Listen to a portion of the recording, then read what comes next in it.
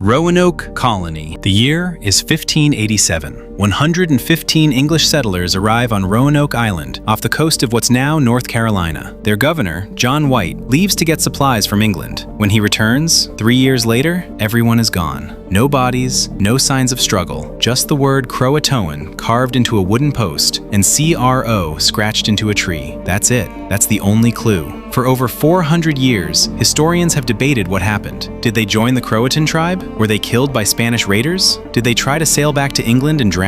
Here's what we know for sure. Tree ring analysis proves that between 1587 and 1589, the region experienced the worst drought in 800 years. The settlers were starving. They likely had two choices: integrate with local tribes or die. Recent archaeological evidence found English artifacts in Native American village sites, suggesting at least some survivors assimilated. But we'll never know for certain what happened to the Lost Colony of Roanoke. But Roanoke wasn't the first civilization to disappear, not even close. Mycenaean Civilization. 3,200 years ago, the Mycenaean Civilization dominated the Mediterranean. These were the people who fought the Trojan War, who built massive palace complexes, who created the first Greek writing system. And then, between 1230 and 1100 BC, it all collapsed. Every single palace center was destroyed. The writing system, Linear B, was completely lost. The population plummeted, and Greece entered what historians call the Dark Ages. 400 years where civilization essentially regressed.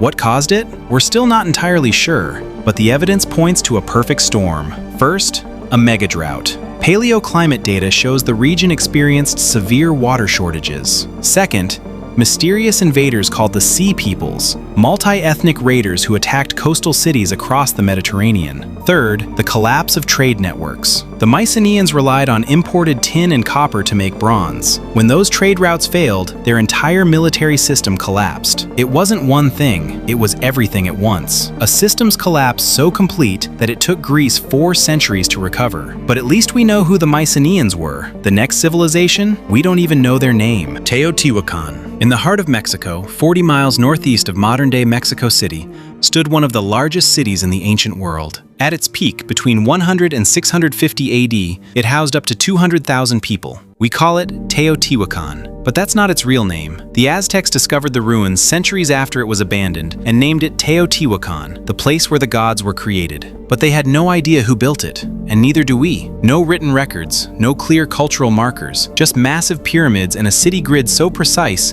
it rivals modern urban planning. And then, around 550 AD, something happened. The elite buildings along the Avenue of the Dead were systematically burned. Not by invaders, by the people themselves. Here's the strange part. The residential areas were left untouched. Only the palaces and temples burned. This suggests an internal revolt, the working class rising up against the ruling elite. But recent research adds another layer. Between 100 and 650 AD, the region was hit by 5 major megathrust earthquakes. Each one caused massive structural damage. The city was constantly rebuilding. Eventually, the cost became too much, so the people burned the symbols of their oppression and left. Where they went, we don't know. Who they were, we don't know. Teotihuacan remains one of archaeology's greatest mysteries. But if you think that's strange, wait until you hear about the civilization that buried itself. Göbekli Tepe.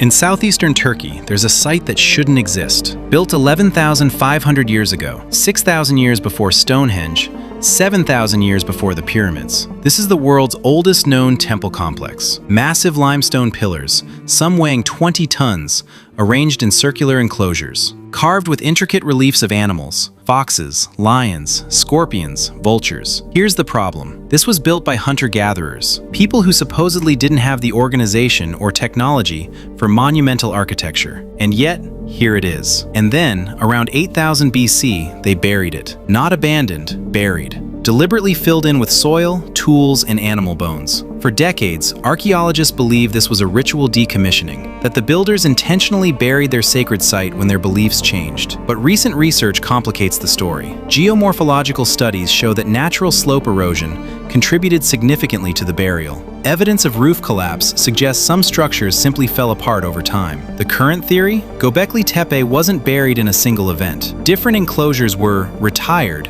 at different times over thousands of years. Some were intentionally filled, others were reclaimed by nature. But the biggest mystery remains. Why did they build it in the first place? What purpose did these massive stone circles serve? And why did they eventually walk away? At least Göbekli Tepe was on land. The next civilization built an entire city in the ocean. Nan Madol.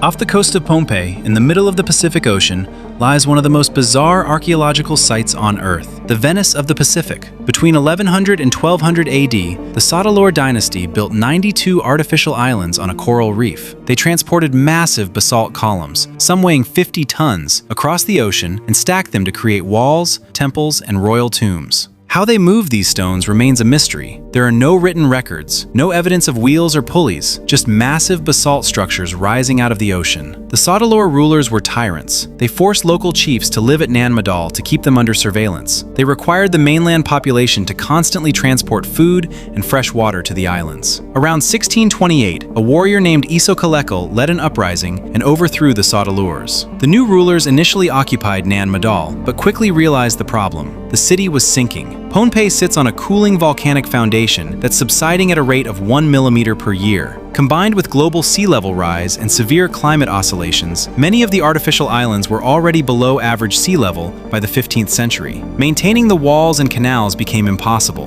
and without the forced labor system of the Sotalors, no one was willing to keep transporting food and water to a sinking city, so they left. Today, Nan Madol is a UNESCO World Heritage Site, and it's still sinking. Within a century, much of it will be underwater permanently. But not every civilization disappeared because of environmental collapse. Sometimes, the environment was blamed, and science proved it wrong. Cahokia. In the heart of what's now Illinois, near modern-day St. Louis, stood the largest pre-Columbian city north of Mexico. At its peak, around 1050 to 1200 AD, it housed between 10,000 and 20,000 people. Massive earthen mounds, a sophisticated urban grid, a wooden woodhenge that tracked the solstices. This was a civilization that rivaled anything in Europe at the time. And then, by 1400, it was abandoned. For decades, the accepted theory was environmental collapse. The story went like this. The Cahokians cut down all the forests to build palisades and structures. This caused massive soil erosion and flooding. Crops failed, the city starved. Classic ecocide. There's just one problem. It's not true. In 2021, archaeologist Caitlin Rankin published a study analyzing soil samples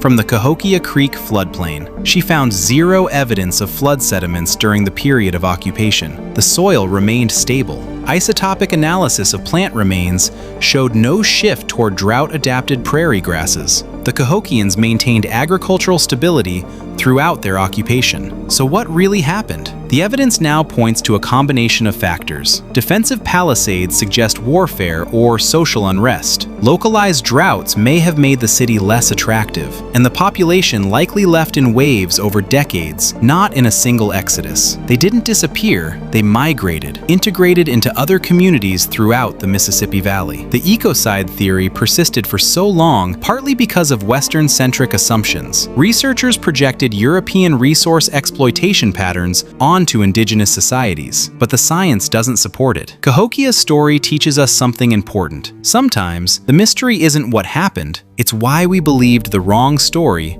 for so long. The Maya Civilization. By the 8th century AD, the Maya had built one of the greatest civilizations in human history. They mapped the movements of planets, invented an advanced writing system, built towering pyramids that still dominate the jungles of Central America. At their peak, millions of people lived across hundreds of cities. And then, between 750 and 900 AD, many of the greatest cities were abandoned. Tikal, Copan, Calakmul. One after another, they fell silent. For centuries, explorers imagined a single catastrophic event, but modern science revealed something even more unsettling. It wasn't one disaster, it was decades of them. Ancient lake sediments show the region suffered repeated megadroughts. Population had grown beyond what the land could easily support. Wars between rival kingdoms became more frequent. Forests were cleared faster than they could recover. The result wasn't just famine, it was a slow collapse of the political system itself. Kings lost their authority, trade networks broke down, entire royal capitals were abandoned. But here's the twist. The Maya didn't disappear. Millions of Maya people are still alive today, preserving their languages and traditions. What vanished wasn't the people.